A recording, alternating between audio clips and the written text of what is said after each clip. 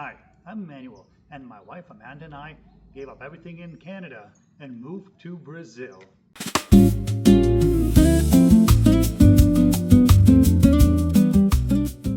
So, what does it mean to give up everything and moving from one country to another?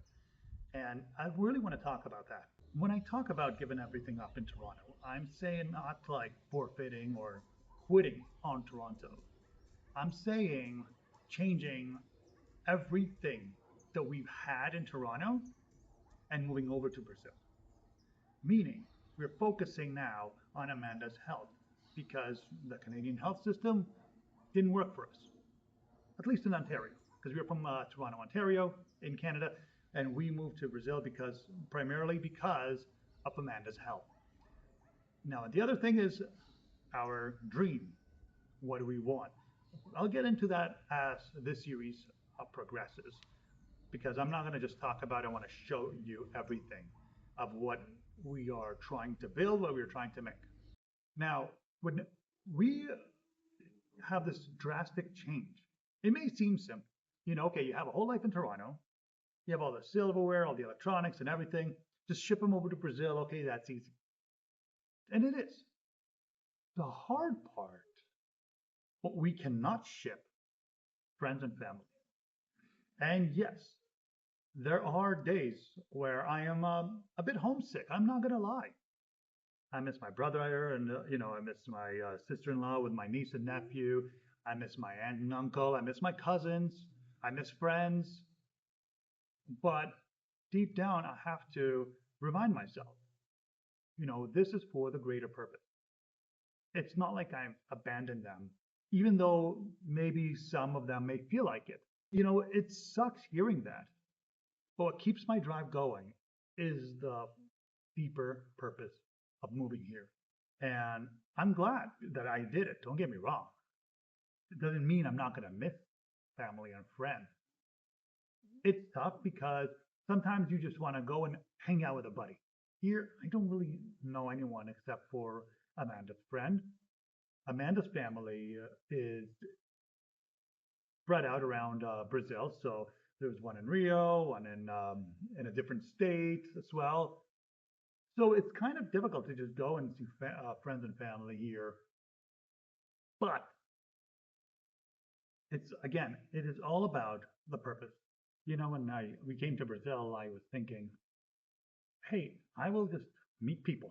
I'm going to go out, meet people, learn the language, and that's proven a bit difficult. It's not as easy because yes, while people are super nice to me here, at the same time, I can't fully communicate.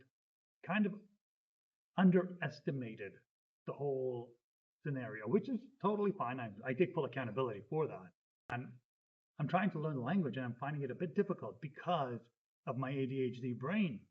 So the way I'm learning the language, okay, you're probably wondering, how am I doing with the language learning? It's not easy. Even though I'm good at learning languages, here's the process. I read a word in Portuguese, understand what the translation is. So gato means cat. How does that work in my brain? I memorize gato and I memorize cat. Now, when I'm talking, I'm thinking in English and trying to translate it to Portuguese. So it's a bit different than learning the language. So when I'm trying to repeat, it's easy because I see it on the screen. When I'm trying to talk, it's reverse.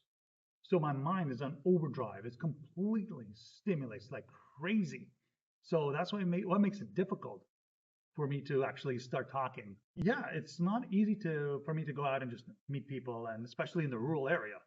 For us to get to the city, it's approximately a 36-minute walk. And at the same time, we're still trying to find a place, which can be very difficult. It's been proven to be very difficult, a lot harder than I thought. I remember like when in Toronto, everything was easy for me because I can communicate. Here, I cannot use my biggest strength, which is communication, to talk to people, to interact with people. I can talk to the dog. They understand me. But that's, I guess we speak a different language. And that's why I think it's a bit difficult for me, feeling a little bit homesick, missing friends and family. Can't just go and hang out. And, going after the job where I was the magician, an in-house magician at the restaurant, I was communicating a lot. I was talking a lot. I'm a very social person. It's not easy here for those reasons. So that's why I'm passionate about this project. I'm talking to you, I guess. Well, right now I'm talking to the camera, but hopefully you'll find it, you'll listen to it. And if you want to talk, comment in the comment section. Let me know what questions you have, because that's all part of communication. And it is difficult. I'm not gonna lie. One of the struggles that I'm finding myself is I'm getting a bit impatient because my projection, I underestimated a lot. So I'm feeling a little bit of anxiety, a little bit of stress with that. But then I have to always remind myself, you know, uh, there's no need to rush. There's no need to set such expectations. The problem was that I set expectations. You know what? I'm going to get the language app. I'm going to learn, and then I will speak like a social butterfly that I am. That's one of the things that's making it difficult. When you set expectations, you start stressing out over those results, the expected results.